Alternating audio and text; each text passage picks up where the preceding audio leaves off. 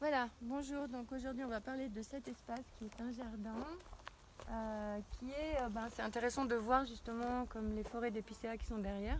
C'est-à-dire que toute cette partie-là, avec la serre comprise et le jardin des séphirotes qui est en dessous, c'était une forêt d'épicéas il y a 3 ans. Et donc ce jardin est issu d'un sol de bois et donc en 3e année. Donc en fait, on a suivi ce qui s'y passait pour nous adapter à ces demandes. Donc il est passé par plusieurs états et donc là on peut voir qu'on a travaillé dans des formes spécifiques avec une utilisation de tuiles plates pour faire coupe-racine et pour délimiter des allées, pour avoir des micro-espaces, des écosystèmes dans un écosystème plus vaste qui nous permet de voir les différences de sol, comment ça fonctionne. Parce que même sur un espace comme ça, il va y avoir des différences de sol entre cet espace et cet espace. Donc il y a eu des soucis, donc les soucis c'est plutôt des semis spontanés, on n'a pas semé de soucis. Et après on a beaucoup d'associations de plantes. Et puis on a eu quand même la gros malheur d'avoir 2 fois la grêle. Et on peut voir par exemple, c'est intéressant sur les comment ça s'appelle, les choux raves, qui ont été exposés par la grêle, mais qui ont cicatrisé et qui font des super légumes. Voilà, ça leur donne des formes un peu spéciales.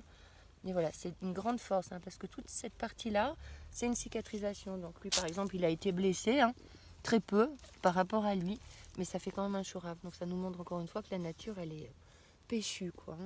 Donc il y a toujours une association en fait de plantes à caractère dit médicinal, parce que pour moi, elles sont toutes médicinales, et en même temps du nourricier, puisque on a refait aussi des semis parce que la première grêle, tout avait été exposé.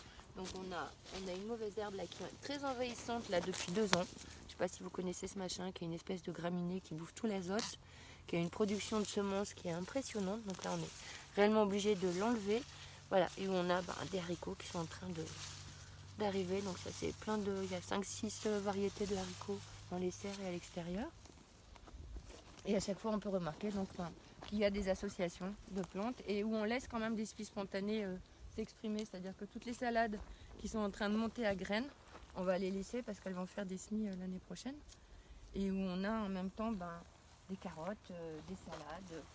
Et en même temps, dans cette zone, une chose qui est super importante, c'est qu'on est en train de recréer un écosystème parce que vous voyez toutes les bandes là. Il y en a 4 en fait, où en fait on a remis des arbustes, puis des arbres. Donc vous avez des cassis, des sureaux et des fruitiers en demi-tige pour recréer une zone en agroforesterie. Voilà, donc c'est un jardin qui est en devenir, qui est juste magnifique cette année déjà, parce que voilà, il se passe quand même énormément de choses à l'intérieur. Et on a travaillé aussi des ondes de forme un petit peu particulières. Voilà. Donc quand vous avez, là il y a des milles qui n'ont pas la même taille que dans la serre, parce que dans la serre ils font 3 mètres. Et vous avez par exemple le chichot, c'est une plante dont on parlera une prochaine fois, qui est une plante originaire plutôt d'Asie, qui est à caractère alimentaire, qui est magnifiquement jolie et que nous utilisons dans on va dire des préparations plutôt de type médicinal. Voilà. Nous avons aussi l'artémisia. Voilà, tout est jamais monochrome, mais tout est ensemble. Voilà. Voilà pour ce petit coucou de cette vidéo d'aujourd'hui. Voilà. Une bonne semaine à vous.